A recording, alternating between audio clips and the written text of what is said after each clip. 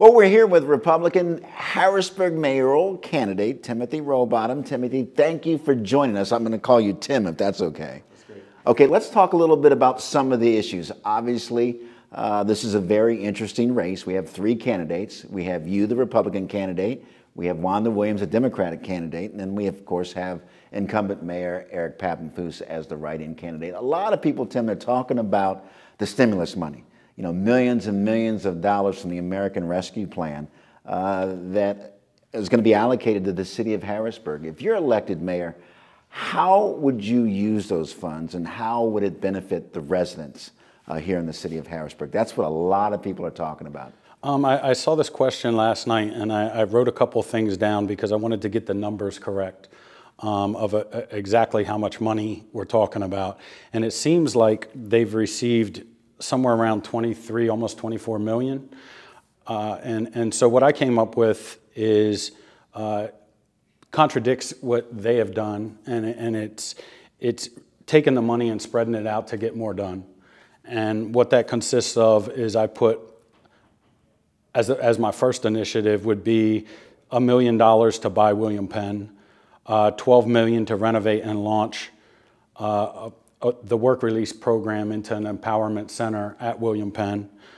Another $1 million would be to upgrade the pools, you know, to not just totally abandon it, but to make that safe, make it very usable to get people off the streets. Then the remainder of the $10 million, I was proposing into sidewalk and park upgrades to one of the big issues that I found throughout the city is the lack of things for people to do, for youngsters, people, young adults. And so a big key issue that came up was they used to have leagues and they used to compete around the whole city using these leagues and these parks to accomplish that. And so I would like to take a minimal amount of money just for functionability and to get all these parks up to a usable standard, get them all back together, and I would like to empower the wards to be able to oversee those things and empower the citizens that live in those wards to be able to make sure that these things get done. And the biggest issue that I found in the city as far as liability and many other issues is the sidewalks. You see lawsuits across the country that are going on about sidewalks not being ADA compliant. People in wheelchairs can't get around. Children going to and from school are forced out onto the road because there's no sidewalks at many different locations. Trees uprooting the sidewalks and destroying them to make them impassable. These are things that will help our first responders, that will help everybody in the city as a whole for a facelift, make them feel good about it, help skateboarders, help anybody in running, walking, doing anything. And I think that's a very, these issues are much better to suit the needs of the whole entire city.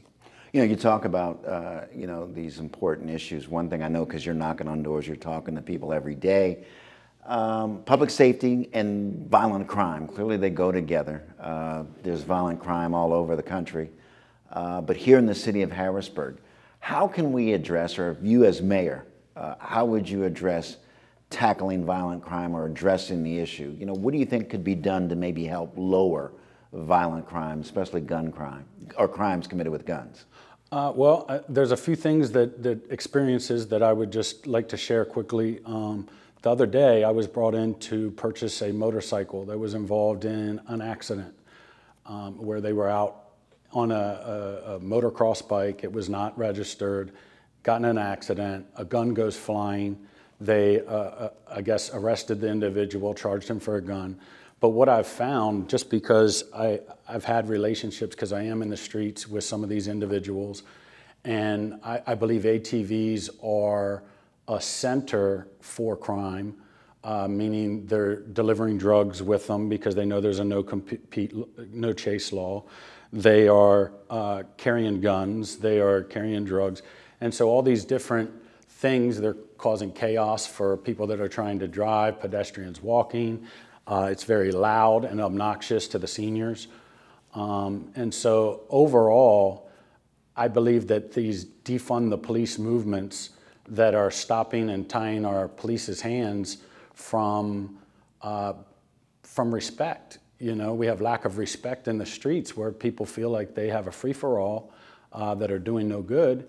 And part of what I published on my website was to offer a reward, a $1,000 fine, and $500 of that would go to the person that informed us to where we can get these bikes off the street. And then when we locate the bikes, I would like to do a history on it to see if they're stolen. If they are, they're going to be charged with receiving stolen property, you know, which would result in more fines and restitution. And I believe a minimum of 300 hours community service, because these things, it's been documented all over how much they're annoying and hurting the residents. So to put them to where they've destroyed, now they can help rebuild. And I think that's a big issue. You know, even being involved and having more police involvement in the areas that need it most. There's been a big call for more police, and instead they brought in a policing unit that is not police, so they have very limited abilities in what they can do. It's just sort of like a middleman. And I would say that you could get the same result by empowering the ward leaders into each of their jurisdictions, into each ward, to where they're gathering that information and forwarding it to the analyst to collect the data. And it would save the taxpayers a ton of money, make more money available to hire more police officers. And then the last issue that I would probably bring up is the lack of respect. So, you know, when you don't back the police, less police are going to want to sign up. When you know, when there is no respect in the court system, there's no respect in the streets of how things in the rule of law and who's above the law. Nobody believes in it, so you're not going to get your black and brown police officers that are going to want to show up and be a mark. These are big issues.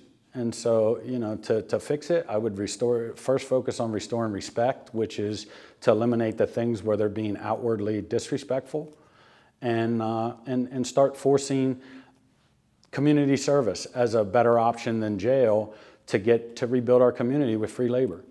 You know, again, you talk about the big issues. Another issue, and this city has a history of it, is the city itself maybe working with the Harrisburg School District, partnering.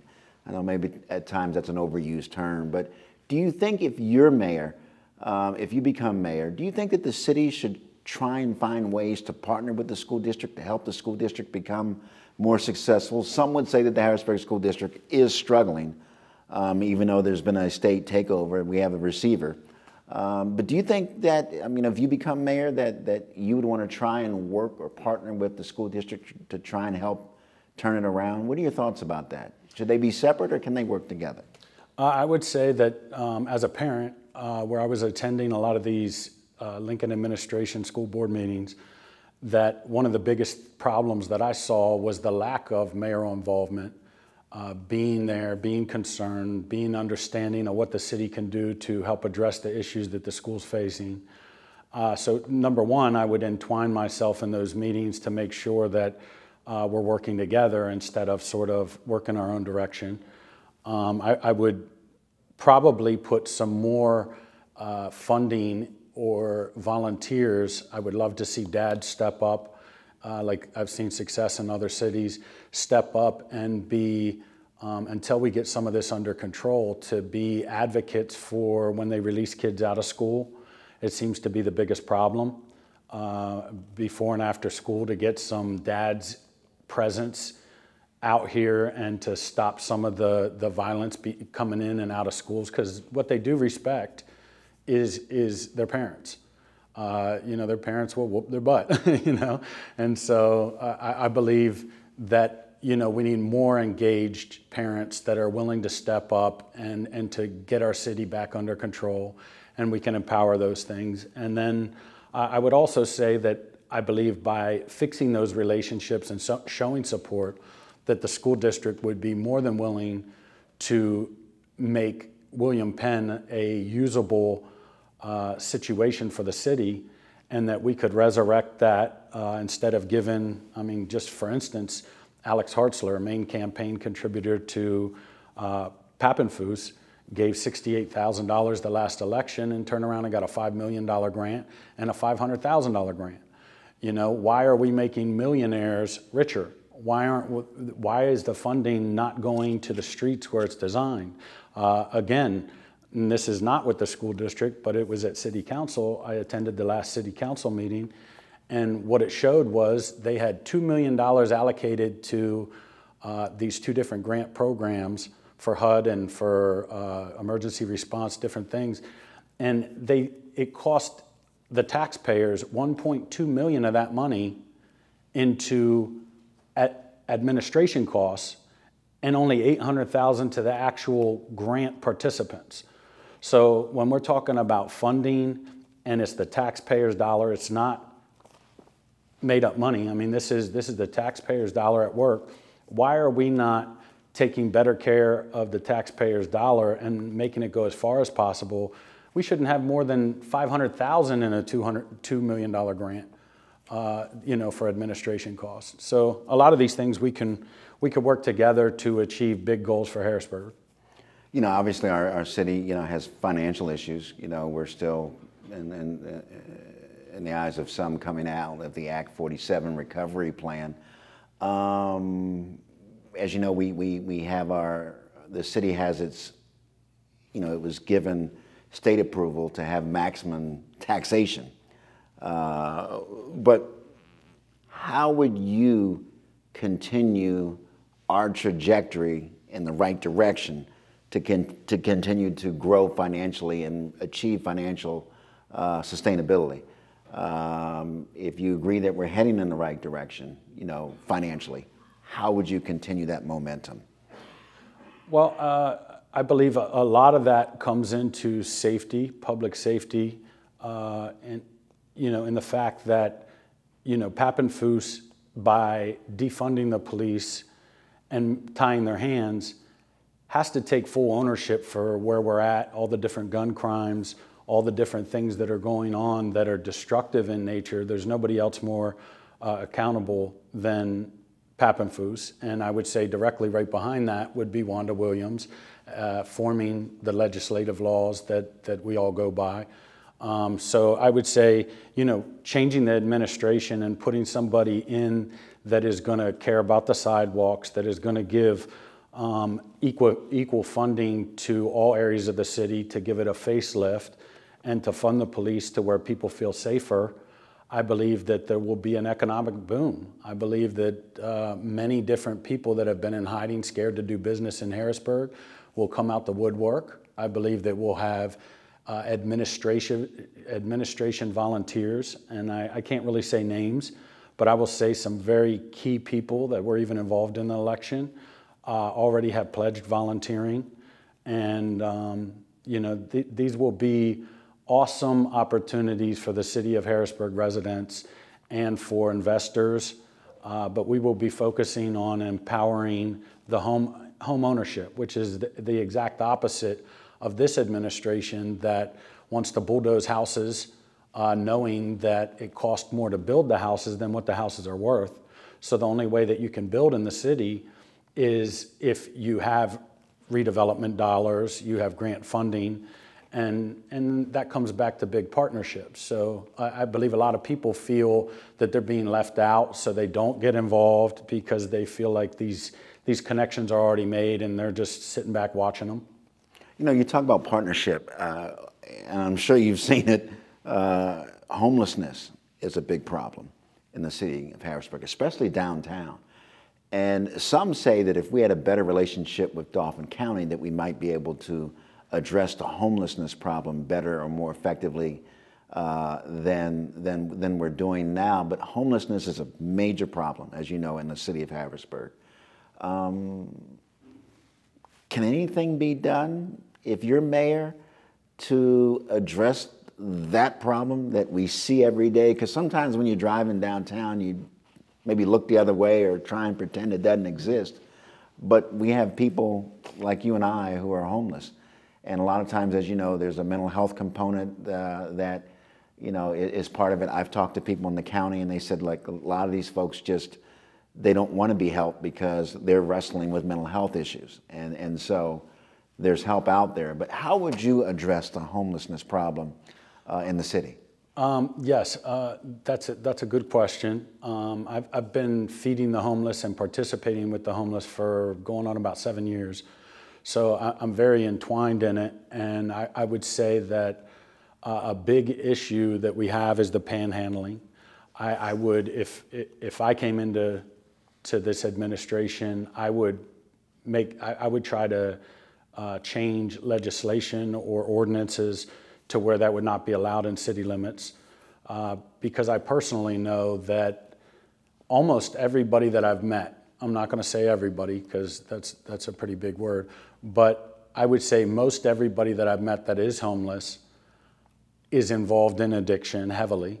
And so when you're saying, I've personally watched the majority of these people get $20, get $50, and then they run to their drug dealer, they run to the bar, and then they're back out there on the street again. And I believe all that's doing is enabling dysfunction, enabling addiction, and I would put a halt to it, first and foremost. And one of the big issues that I would be tackling also is if there's 4,000 abandoned homes, I would be trying to put funding in play and volunteers in play, like Habitat for Humanity, different other ones that want to help, and try to bring them together to take some of these houses that they have on the list to be bulldozed.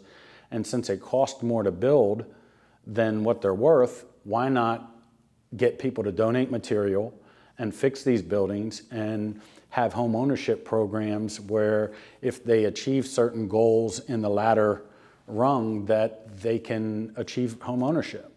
If you come up with a certain number of hours and say, hey, once you've donated this amount of time and energy and you've done these things, we're going to put you on a list and get people into home ownership, whatever that looks like. I would try to bring together some professionals that could figure out what exactly that looks like, how we can make that program work. Another big issue, like we talked about, was mental health. You see the county that is partnered with Big Pharma in a lot of these things, and even parole all their inmates, all their reentrants from the whole entire county to Harrisburg City. So when you're saying the county is very much responsible, being that they are the court and that they are involved with all the sentencing, the reentry, that I would say the buck stops with them in a lot of aspects with mental health, and that they need to come up with, instead of partnering with Big Pharma, as we kick that out of the city, and we kick methadone and Suboxone out of the city, I believe that we can replace those services with mental health to deal with some of these different issues that come with heavy addiction for long periods of time. There's no drive. They're totally content being enabled and living off the system. And we got to come up with better opportunities, and instead of a fear-based approach, a faith-based approach, inspiring. You brought up the county, if I may. Do you think you individually and you as your administration could have a good working relationship with the county in addressing some of these concerns? Is that something you think you'd be optimistic? Well, I have a federal lawsuit against many individuals, and I did, when it got amended, I did drop them out of it. For one of the main reasons is I believe that the county is holding the cards. I believe that the county has the ability to fix more than what they lead on to the public, and that it stops with the judges of Dauphin County. And even brought up in a off-the-record meeting was the judges, even Judge Cherry, the president judge, stating that they rely on the county for funding, but once they get their funding, they like to be left alone. And we're asking these individuals if they would be a problem with that process. So I believe that a lot of different things can be accomplished. It's going to take a give and take relationship to accept accountability for their roles, and then to be able to right the wrongs, and I think that we could do it. I believe that the things hidden in darkness have the power to control you. Once they're brought to the light, we can deal with them. And I'm very optimistic that those relationships can be had and that we can even reform what the Republican Party is supposed to look like. Earlier you talked about sidewalks and roads. I mean, it's no secret we have an aging infrastructure. Who doesn't? But, one, do you think you and your administration could address our aging infrastructure? And two, it seems like you'd have to have a good working relationship with City Council to get that done. Talk about how you would address, our city's aging infrastructure. Well, I think that'd be an easy topic to convince City Council because nothing's been done for so long that I believe that we can get a lot done. And I believe that the people that are coming in are younger and they understand the streets maybe a little more, and they've probably would be wanting to fix these things because they have family here. And I believe that we can get, well, put it this way, there's been a big problem that I've found with trying to fix these issues because of the trees and because, the city does not allow people to cut down the trees, and the trees are continually growing, ripping up the sidewalks. So there needs to be an approach where certain trees are going to have to be cut down, where sidewalks are going to have to be repaired to make them passable. And I believe that we can get those things done, with the correct voice, the correct advocate. We know that Harrisburg is home to, I guess, what people would call brownfield sites and unused lots. How would you work to encourage and promote economic development in the city, whatever economic development means to you? Well, that's another touchy subject because I have a federal lawsuit that it actually labels that very process as gentrification and pay-to-play politics, trying to acquire property and actually compete with private property ownership to acquire some of these properties, even going into the comprehensive plan that is adopted by the city. So that's Wanda, that's legislation, that's the administration, all working in tandem to violate individuals' private property rights for their own gain. And that's a big problem when you say that you are trying to rebuild confidence into the investor to come in and invest into properties that they're learning more and more they have no rights to, and that zoning could be changed just because it doesn't suit them at the time, and so they'll change the zoning to get people to give up their properties, and then they'll change it back once those properties change ownership to benefit their partners. And so I would say that a lot of these things I would advocate heavily for private property ownership, but when we're talking about the brownfield sites, we're obviously talking about the industrial corridor in Allison Hill and of where my property is. And I would say that we're not capitalizing at all in industrial design for the city. So everything that is industrial, we're sort of forcing out of the city. And that's our ability to create jobs, factories, to produce product out of Harrisburg that we can give to the nations. I don't see that exist at all. And prime real estate that has a railroad spur that comes directly into the middle of it is not being utilized whatsoever. And I believe that is a very key component that either administration is missing the mark on, that we should be using that rail spur. I believe it comes into even more where we're talking about Don's Towing, where we're talking about all the abandoned cars in the city, accidents. All these cars are being given to an individual to get rich off of. There is no community relationships where they work with the property owners of the vehicles.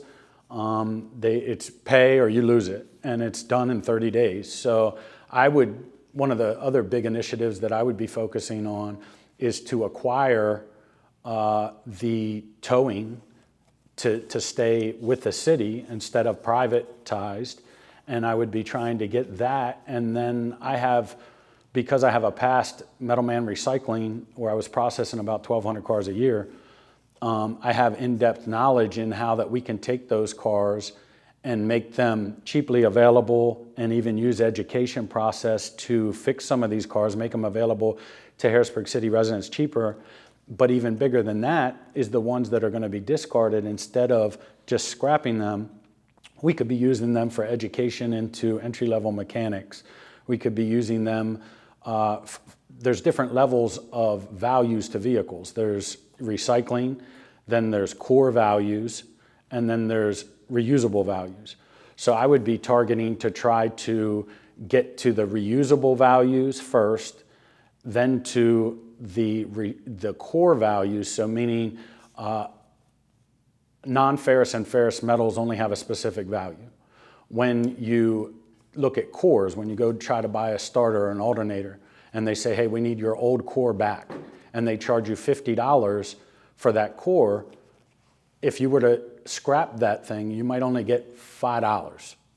So when you're talking a core value, dealing with Knopf's cores, A1 Cardone, any of these big core manufacturers and refurbishers, we can exponentially increase the amount of money that is coming out of the waste that's coming out of Harrisburg, some of the bad things, and turn them around to stuff that's good, that'll really bless the city. So Tim, obviously you're knocking on doors, you're talking to people from all walks of life.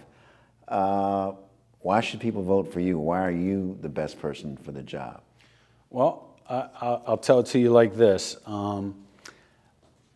I believe the very fact that I don't owe anybody any favors in pay-to-play politics. I believe there's millions owed, whether they believe it or whether they admit to it or not. I believe those, just by me getting into office, would save the taxpayers millions of pay-to-play politics, favors. That's a big issue. And then I would also say that I'm the only one that is willing to right the wrongs. So when you're saying that there's so many different things destroying the city and nobody wants to take accountability, I would be the first to get in there and take accountability and work relentlessly to bring people together to accomplish these goals and right the wrongs as the biggest issue. Tim Rowbottom, thank you very much for your time. Thank you.